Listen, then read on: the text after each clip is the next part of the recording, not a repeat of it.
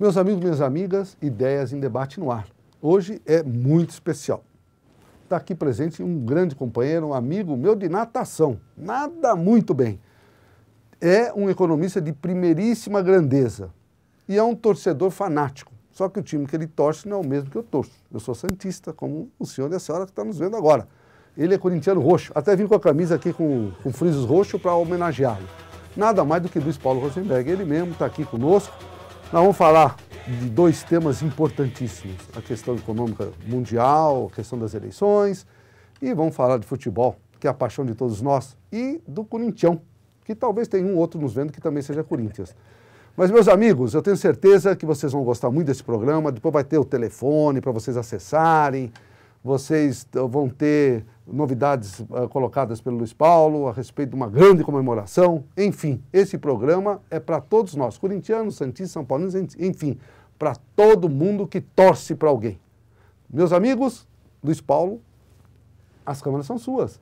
Vamos falar um pouquinho, Luiz Paulo, de como, das questões da interpretação sua, porque a crise de 2008, o Brasil entrou mais tarde, saiu mais cedo, mas tem os problemas na Europa ocorrendo, como na questão da Grécia, a Irlanda, a própria Espanha. Tem ainda riscos econômicos na Europa que podem ser traduzidos em problemas no Brasil. A questão das eleições, quando Lula foi eleito pela primeira vez, o dólar chegou a R$4, o risco Brasil disparou.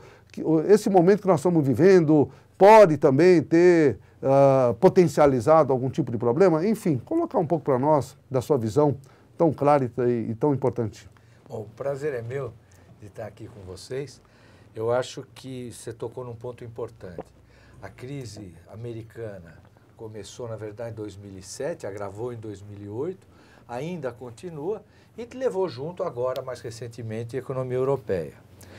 Para entender essa crise, a gente tem que imaginar a seguinte situação familiar. Um pai de família contrai uma dívida de 50 mil reais, tem que pagar uma prestação de 3 mil por mês e fez isso porque contava com o salário dele, 2 filhos, arrecadar aí tudo junto 4 mil, pagava 3 mil de dívida, vivia com 1.000. O que acontece quando os três vão por da rua? É mais ou menos essa situação dos Estados Unidos e, em geral, dos bancos na Europa. Então, o governo tem que acudir, tem que vir complementar essa rede, como fez nos Estados Unidos. Imagina você, governo americano comprando General Motors, General Motors virando uma empresa estatal, Citibank virando uma empresa estatal para não quebrar. Mostra a gravidade da situação. Pois bem, com essa intervenção, vem uma ameaça de o governo não ter fundos para cumprir com as obrigações dele. Ele salvou o setor privado, mas se meteu num endividamento muito pesado, e você então tem que desaquecer a economia, diminuir salário na Europa, Nossa. Que é uma das coisas mais complicadas que existe. Então, nós vamos ter aí um período de muita estagnação. Os Estados Unidos só começando a se recuperar no ano que vem, e a Europa ainda entrando no pepino. Isso é muito ruim, mas não é péssimo. O pior de tudo seria se um grande banco americano tivesse quebrado ou um grande banco europeu. Aí sim nós vamos ver o que é uma crise como teve no mundo em 1929. Eu sou otimista. Eu acho que o mundo vai crescer muito pouco, coisa de 1%, 2% nos próximos 2 anos. Começa a sair no terceiro, que vai ser, na verdade, o 5º, 6º ano de crise. Isso não é bom para o Brasil, mas se você se recorda de todas as crises anteriores, o Katmandu tinha uma gripe e nós pegávamos pneumonia. O Brasil estava na linha de frente dos maiores riscos. A nossa fragilidade por falta de reservas, por excesso de inflação, por excesso de descontrole do setor público, era tal que o Brasil era o primeiro país lembrado em qualquer crise. Dessa vez, por incrível e graças a Deus, nós estamos razoavelmente blindados. É claro que se diminui o nível de atividade econômica, cai o consumo, então é menos europeu, menos americano, menos asiático para comprar as matérias-primas que a gente produz, os alimentos que a gente produz, os minerais. Então, vai haver sim um desaquecimento. A economia brasileira já nesse segundo semestre não está crescendo o que cresceu no primeiro e no ano passado, e não vai crescer no próximo ano. Mas, se esse ano nós vamos crescer 7, no próximo ano vamos crescer 4, 4,5. O que não é ótimo, mas é muito bom. Vai ser um dos maiores ritmos de crescimento de todo mundo. O mundo como um todo vai estar muito mais debilitado que o Brasil. Então, eu acho que só temos motivos para comemorar a belíssima posição financeira e econômica em que se encontra o Brasil. Bom, muito bem. Eu ia até as perguntas que eu ia fazer, ele já até respondeu. Como seria esse ano, vai ser ano que vem. Agora, nós temos eleições. E eleições, eram eleições que, na vez que o Lula foi eleito, o Brasil colocou tantas questões e o mundo econômico de forma literal, também ficou indeciso qual seria o futuro da política econômica do Brasil, entre outras questões, e o risco que o Brasil disparou e assim por diante. Essas eleições desse ano terão o mesmo peso da vez anterior? Terão algum peso? Eu acredito que não.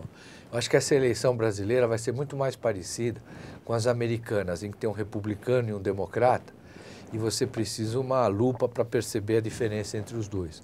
É muito sereno esse quadro. Nós temos 3 candidatos extremamente tranquilizadores.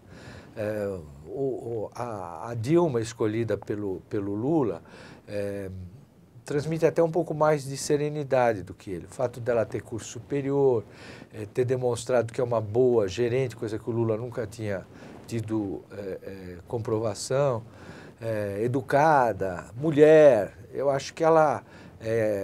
claro que fica sempre uma ideia, não, vai vir um intervencionismo maior, vai ter um corporativismo mais forte, mas isso pode ser mera intriga da oposição. Realmente, a gestão do PT no governo federal tem sido de primeiríssima ordem, isso é reconhecido interna e principalmente externamente.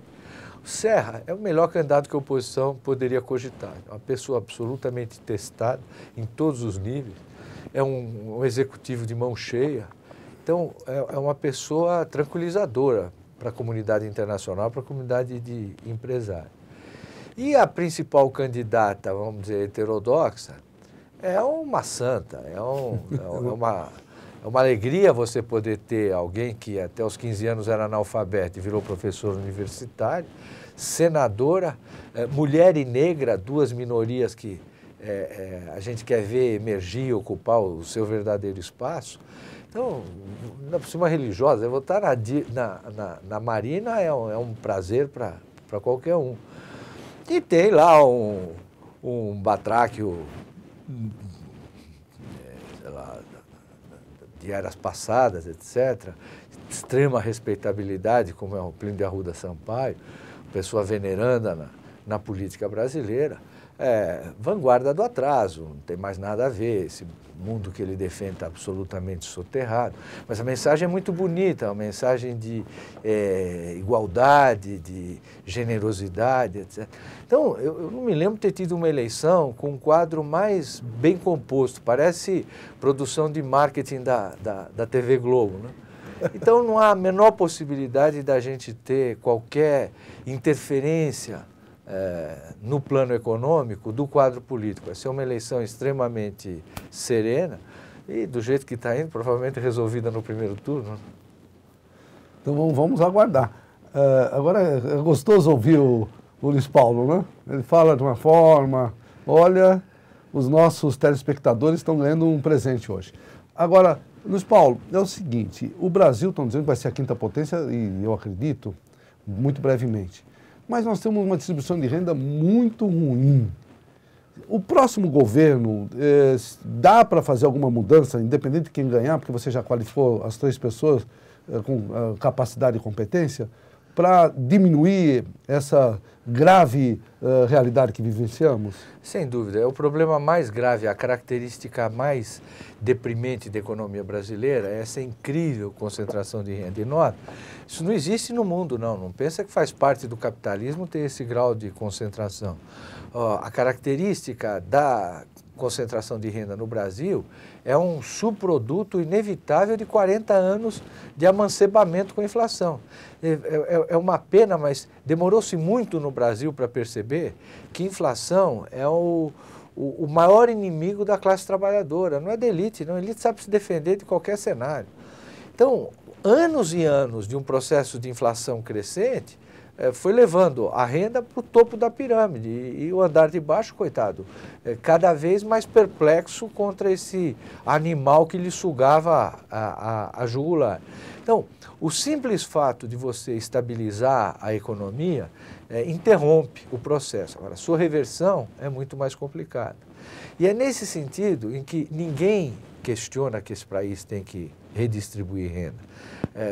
Acho que foi um milagre da tolerância, do bom humor, dessa característica do gingado brasileiro, que você tivesse chegado a esse grau de injustiça social e não teve nenhum movimento revolucionário sério no país.